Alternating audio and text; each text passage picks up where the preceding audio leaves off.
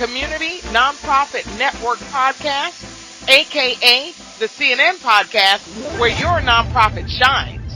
And with me today, we have a special guest, Geoffrey Mulenga, who is the Executive Director of Lotus Flower Community School in Zambia, Africa. And this is going to be an interesting conversation, folks, because if you've been following us, you know Geoffrey is the first international guest we have had here on the CNN podcast. Yay! Geoffrey, thank you. Thank you so much for joining us. And I'm about to hand the mic over to you. So please tell us, what is the Lotus Flower Community School? What does it do? Who does it serve? Where in the world are you? Please take it away. Great.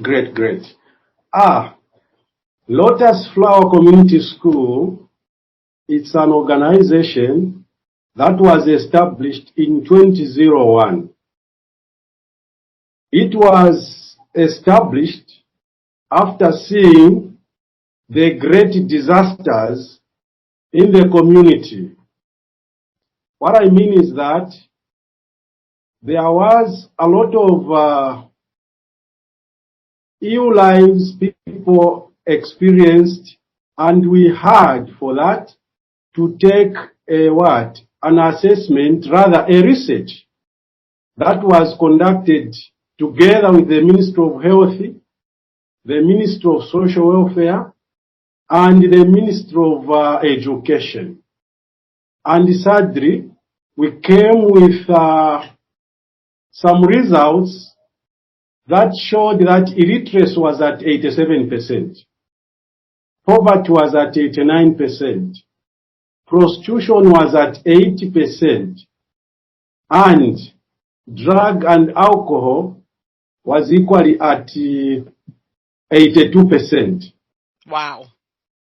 I had no solution but to get into full swing, to get organized with the rest of the community to make sure that we come up with this fountain of hope, Lotus Flower Community School. And indeed, in our operation, we have worked so well and so hard in making sure that the vices that I've mentioned, that is particularly poverty, is somehow eradicated. But we thought twice, what could be the best and only solution to cut the cycle of poverty? We looked around. The only solution is to make sure that everyone within that community receives education, receives health, and get empowered, especially those who were on the on the vulnerable side. These were our targets. Because after this research, we realized and found that the only people, about 70% of those who were terribly affected by these vices were the children, the youths, and the women. And because of that, since 2001, after our inception of this institution, we have kept on providing, as these are our only target in this compound, rather in this community. I mean the children, the youths, and the women who are almost vulnerable and somehow marginalized. So since our inception, we have kept on providing these services in terms of education, in terms of health and empowerment, especially to the young women. As we speak now, we have somehow recorded some progress in the sense that the children now are receiving enough education. The youths are also in school. The women are at least doing something for now. What do we mean providing the children, youths, and women in an area of empowerment, education, and health? This, after realizing, by the way, this Lotus Flower Community School is situated on the copper belt in Ndola, that is the second city to Zambia, that is after Lusaka. Thereafter, it's also based on the copper belt. This copper belt is a belt for our economic activity where our economy, national economy, lies on, because Zambia is particularly a copper producing country. So this is an area where our school is situated. And Zambia is in the Central Africa, to be specific. And not only that, this area has a population of above 39,000 people. These are the people that stay in this compound. But from the look of things, they are somehow susceptible. They need charity. Why do we say they need charity? Because according to the United Nations classification, Zambia is amongst the poorest countries. That among the rest in the global south, it needs to be helped. Because as I speak now, this community of about 35,000 population is highly infected by HIV. It has malaria. Unemployment rate is very high. Lack of social facilities like proper roads, proper toilets, and water supply are nowhere to be seen. As a result of that, you find that our solution to come up with measures which are a bit, innovative solutions to the young ones, the youths, and the women have really helped. You find that, yes, we have done much, but from the look of things, we haven't reached that level. Otherwise, this is basically what we are doing. And to make sure that everyone of these, despite their, vulnerability status, we provide some few books, some food here and there, uniforms, school bags, and some few other school necessities that are able to push them in school. Not only that, a girl child is on our agenda. A girl child, during that menstrual, during their menstrual, especially their biological and nature cleansing, most of the times they are not able to report in school. Why? Because they feel shame. They have no pads, So the same school that I'm talking about is a remedy to such children. We are able to provide them in a way, at least to see that they are also constant and concentrating in school. They don't feel shy.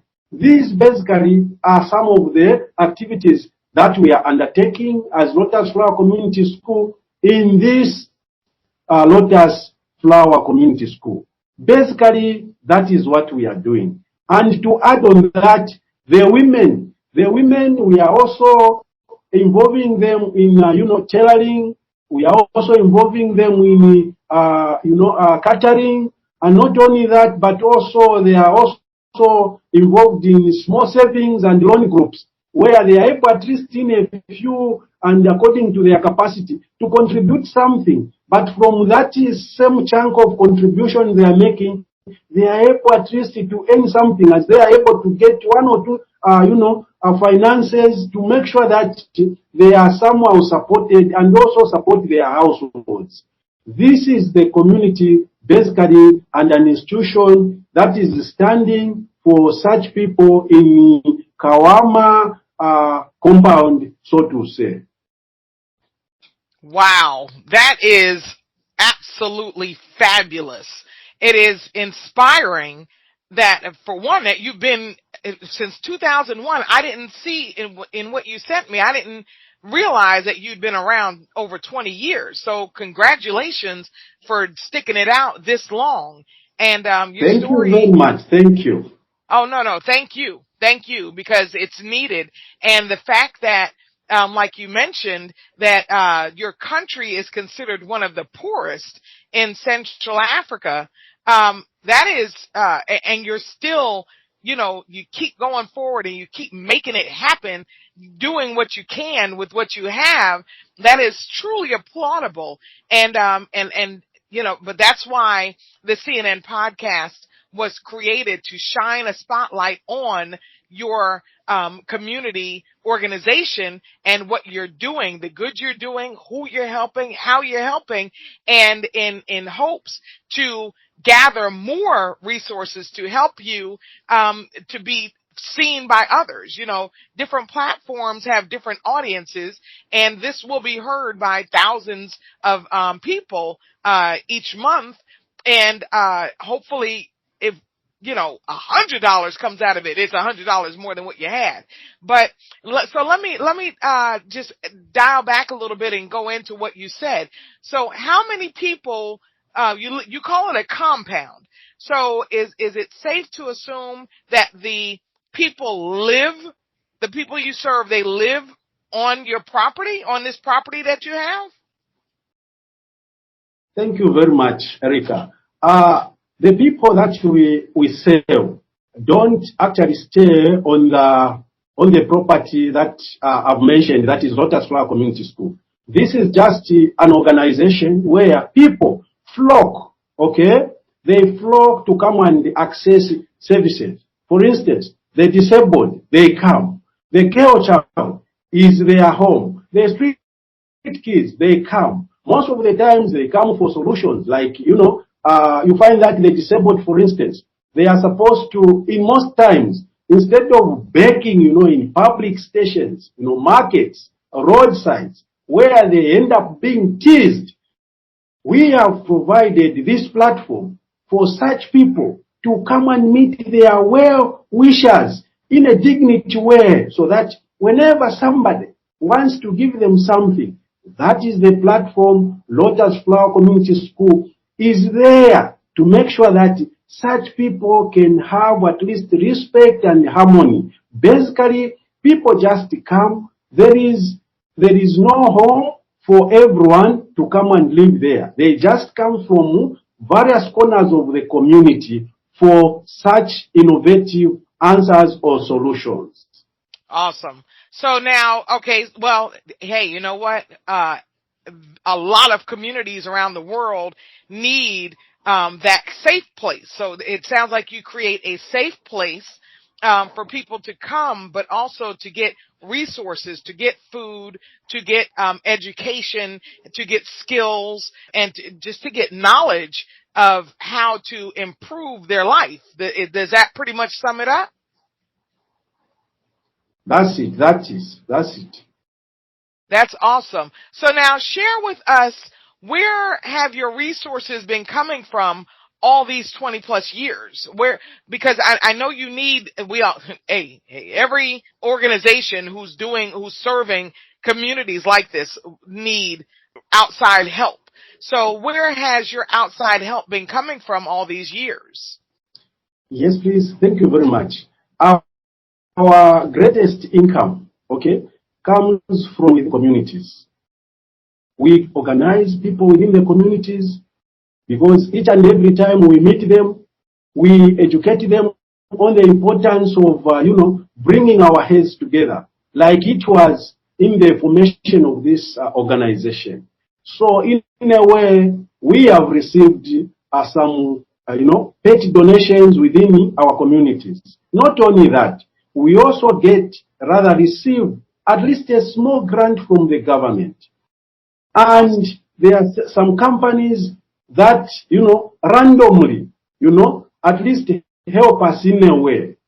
From the look of things, that is enough, but it's not enough to meet our target. Because, for instance, vulnerable children who are supposed to come also for their activities, education, and so forth, they are not accommodated. Why? Because our school is not, friendly enough to accommodate such people, so that they also become part of our society. In short, we are a discriminatory organization in that way, because we are not able to bring everyone on board, because we don't have enough resources to bring everyone on board. Not only that, we have actually not expanded much, Though we have kept the spirit, but we haven't expanded much. So our focus is to make sure that everyone, receives the much needed, support and help from this community school. Not only that, we also need at least every youth, after realizing that this world, require to empower human beings. If the tomorrow's future, not only for the youth, but also for the rest of the inhabitants, has to make sure that we build it today. So we have received, at least in a way, something from some companies, something from the organization, from the community, and something from the government. But that one is not enough according to our focus. Look at the population that we are talking about. We also have other communities that surround us that also have heard much about what? About Lotus Flower Community School and what we are able to do. But because of our hands are so tightened, are so closed, we are not able to embrace everyone. Okay. So now talk to us about your clients who you're serving every day. How many people are you serving in a month? What are the ages? Talk to us about the people, like your regulars who come on a daily basis. Great. Our school, like a community school. Community school means that people expect almost everything for free, ranging from education, health, empowerment. Everything are supposed to be free. And our target are the children, those who have nowhere to get support from. For now, we have 600 children. Wow. That just come at our school. These include the orphans, the vulnerable children, the street kids, and including our highly supported girl child. These are the people that we normally receive. In terms of youths, we also have some youths. Sometimes we send them to other institutions. Those who are able to cross over from our school, they go to our other schools. And though they go to other schools, they are still under our auspice. So we support them, we continue supporting them. So as we speak now, we have about 50 students who are in tertiary level. Currently, they require so much help, but they are still there, they are still struggling. So, besides the children at our school, we also have other students, rather youths, who are also receiving education in our school, only goes up to grade 9. So after that, those who qualify, they go to other schools. But despite going to other schools, we are still their parents and we are still their supporters. Not only that, we also have women that come for some self-sustaining programs. Like I've mentioned, there is catering, there is tailoring, and some few other activities that normally come. And sometimes we are not able to accommodate them, but we have just picked some points within the communities. That's where they normally connect the activities. Because our school asks us to make sure that such activities can take place at once. Not only that, in terms of health, we have received some mosquito nets from Vestergaard of Switzerland that has really come to our aid. And we have Lotus Flower Community School goes from grade 1 up to 9th grade. And we have 600 children. The vulnerable, the orphans, the street kids are the ones that we normally embrace. Not only that, we have also put on the agenda a girl child. A girl child in this case is one of those that are accessing facilities on this school. In total, there are 600 pupils or students, so to say. So once they leave our school, those who qualify, they go to other schools. And once they go to other schools, we are able to still look after them and support them. Basically, that is all about the students that we cater and the number that we cater at Lotus Flower Community School. Awesome. One thing I really like, Geoffrey, about when you reached out to me, two things. You mentioned that you help with women and maybe girls who are sex trafficked. Okay. And the other is you also help with people coming out of prison, right? Yes, please. Yes, please. Yeah, and although my nonprofit, LifeChangers, we don't deal with sex trafficked girls and women, but we do educate and train returning citizens coming out of prison. So, but can you tell our listeners about those two programs, how you help them and what results you've been seeing all this time? Yes, please. Like mentioned, basically, this community school embraces so many activities. One of them is empowering women. In short, feminism is on our agenda. I am a feminist. I make sure that a girl child in particular and a woman receive the dignity and respect that they deserve. Awesome. Not only that, we have also extended to making sure that these, are not considered as sexual objects. That is not it.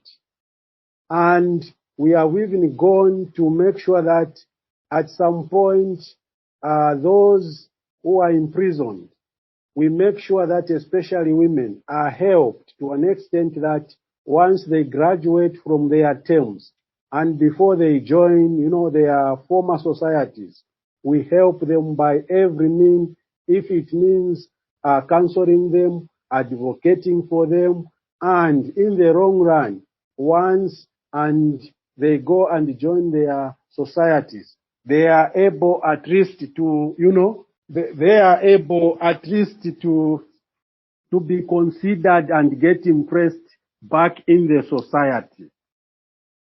And what how do you measure and track their success while they're in your program? So they come to you in first or second grade. What measurement do you use to say, okay, they're getting up to the point where you want them to be? And then also when they leave your program, when they leave Lotus Flower Community School and either go to another school or go back into society, do you continue to track them at that point? Yes, please. Actually, from first day, they are our clients. Once a client, always a client. We make sure that from first day up to the last day at our school, we are able to be with them, to monitor them, to evaluate their success, through tests, through registers, and at the end of their term at Lotus Flower, those who qualify, we are able to also keep their records. As we speak now, there are others who have gone up to tertiary, they are still under our auspice, despite going to tertiary level. They are still our clients and we are still together. We monitor them even in our compounds where they stay. We are able to visit their homes. We are able to encourage themselves as well as their family members so that they know that not only is, support only supposed to be received from school, but also in their various homes and places. These are still our clients and they highly depend on our school for anything. Awesome. So now I know, I know my nonprofit is not looking, not right now anyway, to serve over 600 clients. How many do you have working with you? Volunteers, paid staff, who are part of this huge effort you have going on? Yes, please. Apparently, we have 20 workers, and out of those 20 workers, 11 are volunteers. Not that they are not qualified, but they are volunteers in the sense that these are the people who normally come to our side. For instance, during the time of COVID, we have worked together and they have been on our side. Okay? These are the people that, for instance, some of them have been graduates of the same school, and they are able to also contribute back to the efforts, and to the community where they are also coming from. Not only that, they also stand as models. For instance, girl, teachers. Those teachers who are girls, rather now they are still girls, since some of them are not yet married. They still stand as models and also teach and stand as models to the rest of these incoming students in school. Wonderful. Wonderful.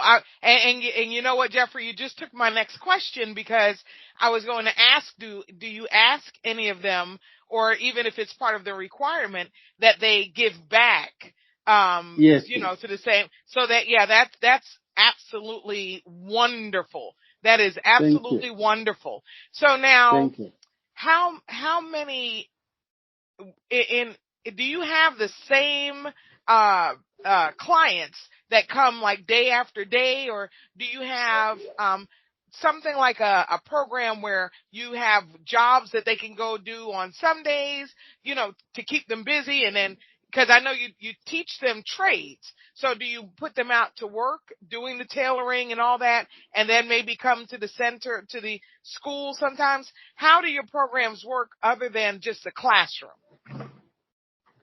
Yes, please.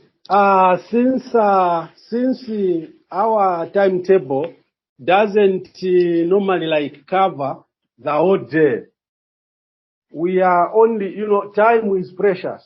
We have told them that, not told, but taught them that time is precious, and every time they undergo any activity, time counts, and in such a way, we have programmed to, planning and also time management to an extent where some of them are professional in the sense that, like I mentioned, some of them have done, for instance, catering programs, they have done tailoring programs. So during school time, once they knock off, they concentrate on other activities that are able to give them at least something for their sustenance. Okay? They don't just rely on being full time, like the whole day at school. No, they come and report, work with us. During their free time, they go back and do some other activities. Okay. And do you have some kind of entrepreneurial? Do you encourage them to start maybe their own tailoring companies or their own schools, or to maybe be an extension of Lotus Flower Community School? Yes, please. Like I wrote to you, okay? If you remember very well, you would realize that our main focus, we have a pool of students. We have a pool of those that have done at least some basic sustenance programs that need to advance, This is the same time, rather the same request that we are still extending, so that once resources are available, these people are able to, to undergo further trainings, not just at their level. Being poor does not mean that one doesn't have the strength, Right. We try by all means to make sure that we lobby for some resources, so that at the end of the day, these are empowered to full capacity others even to go to tertiary levels where they will be able to acquire degrees and so forth and so forth. This is actually our target and focus. Awesome. Awesome. Well, of course, and I'm sure our listeners would love to hear about maybe one or two of your great successes out of all the clients you've served over these 20 plus years. Do you have any that just pop off in your mind that you'd like to tell us about? Yes, please. We have recorded a lot of successes. For instance, like mentioned, a girl child never used to be in class, never used to be in school. This time around, a girl child walks with a head up. They don't feel like, sex objects, because we are staying in a patriarchal society where a girl child, a woman, are not considered, but Lotus Flower Community School, through education, advocacy, we have made sure that the entire community brings their children, especially a girl child, in class. We have succeeded in the sense that parents no longer think of, a girl child just for marriage. A girl child at their tender age getting married. This is not the case.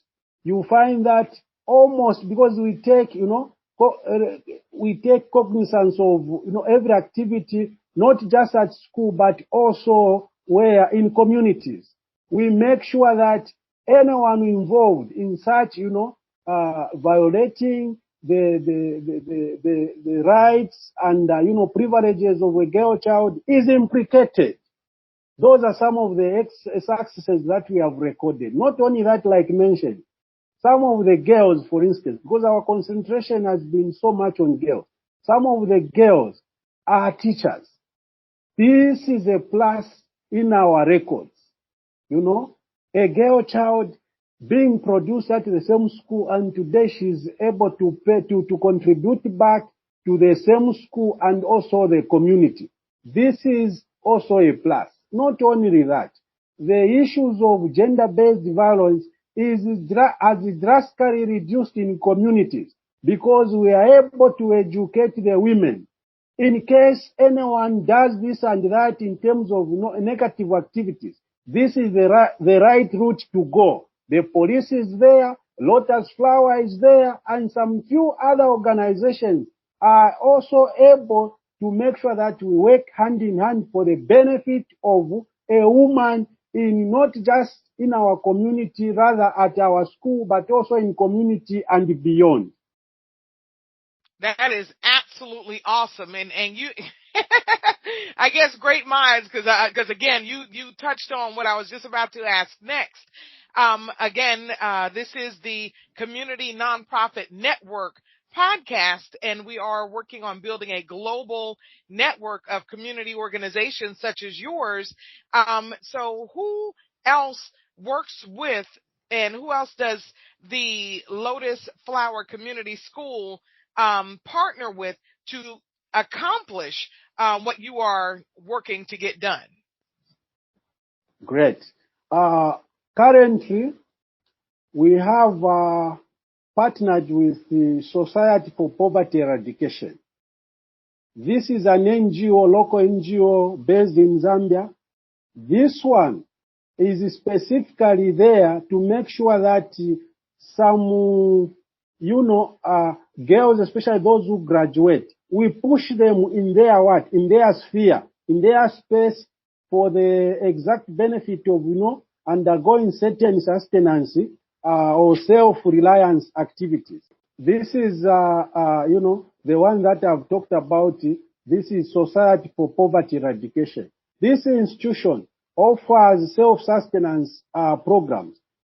Things like tailoring, catering. It's an institute meant exactly to make sure that such kind of people are also embraced. We are working together in collaboration. Most of our students that are not able to push themselves up to tertiary level, at that level, they still have an opportunity to be collaborated to this organization. so that the same students of ours, they don't just end up in the streets. You know, life is, you can plan, but at the end of the day, not everyone crosses the bridge. But despite not crossing the bridge, we understand we have different strengths, and weaknesses.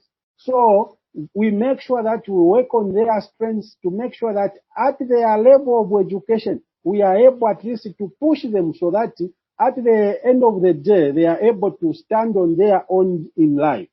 This is the same organization that we are working with. You know what, Geoffrey? One thing I can say is you are passionate about what you do. I know I hear it, and I'm quite sure our listeners will hear it as well. So I have to ask, sometimes I ask this in the beginning, sometimes at the end, but okay, first of all, did you found Lotus Flower Community School? Are you the founder? Yes, please. Before that, actually, I worked for the Zambia Army. Wow. Okay. I worked for the Zambia Army, and as a soldier, I understand what causes war, what leads people to go to war. So I am able to get the concept out of that, This drives me every day because of greediness, because of corruption, because of certain other things like racialism, because of, gender inequality. People in the long run group together to make sure that they fight this faction, they fight this group. In the long run, fire burns out in terms of wars. Okay, and tomorrow a soldier will be deployed to go and fight the other colleague of another country. So, having understood those basics, I am able to understand that the best answer is to take a child to school. The best answer is to provide, somebody with security. Basically, these basic needs are the most needed to any human being. Otherwise, tomorrow, if you don't provide that, somebody will become a thief. Somebody will become a lazy person because he's ignorant. She's ignorant. She has no strength. She's never empowered. So basically, these are some of the things that have driven me, to reach this extent. I am actually the founder of this institution. Awesome. Awesome. Well, okay, that's great, Geoffrey. I hear you, but you know what? You and I both know there are people around the world who also know this, but they don't move into action the way you have. So I'm asking, is there an experience maybe you had or somebody, something more personal for you that made you go to take this step to even start Lotus Flower Community School? Thank you, Erica. You know what? I am the son of a miner. Like I mentioned, we are based in the heart of copper producing area. The entire country depends on copper, okay? And my father was working for the miner. And being the firstborn, unfortunately, I lost my father when he died in the mine accident, at my very tender age. And being the firstborn, I remained with a widow who never went to school, She never went to school because of one or two, circumstances. So out of that, I am able to testify that I went through hills and valleys with this woman. She is truly a hero, despite not having that capacity academically, but she has done a lot, especially on me. Okay? I am able to know that the best answer to a double orphan is this one. The best answer to a girl child is this one. Because I'm talking about the experience that I got from the one or at the grassroots, up to the very time, and by then the issues of property grabbing was just the normal of everyone. Okay? So it's out of that background that I have gotten the experience, not just the academic experience, the professional experience, but also the societal or the nurture experience. I am able to understand that the best solution to go is to educate somebody, to educate a human being. If this world and tomorrow's generation is to benefit, we should start a step today. Yes, yes, yes. And just so our listeners understand that you don't just talk about it, you be about it. Tell us what degrees do you hold? Because you do believe in education, also because you went through and got your own. So what degrees do you hold? Thank you, Erica. Thank you. Basically, I completed my school, that is grade 12, ordinary levels. After ordinary levels, I went to Australia, okay, to go and do a bachelor degree in criminology, another bachelor degree in international relations. I came back in Zambia and did my master's degree in project management. I also did an associate degree in criminal justice with Penn Foster of United States. Not only that, wow. Yes, please. I've also done monitoring and evaluation with the Peace Institute of United States, and I've done a couple of certificate programs with more than 10 programs. So basically, I think I'm well equipped to work.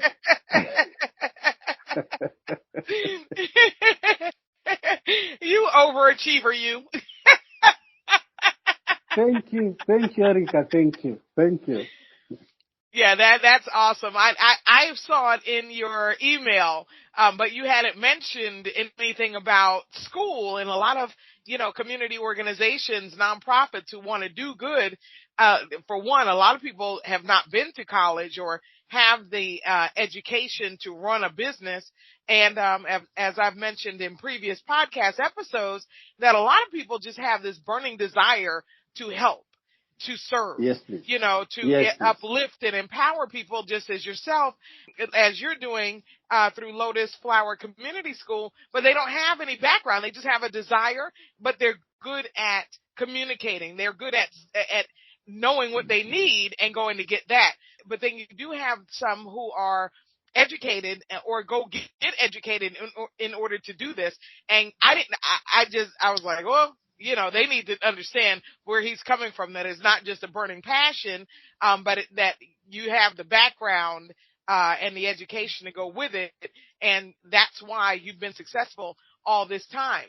So we're rounding up. We're going to leave it off here. But please, Geoffrey, share with our listeners, how can they contact you? How can they reach out to you? Do you have a website? And share your email, please.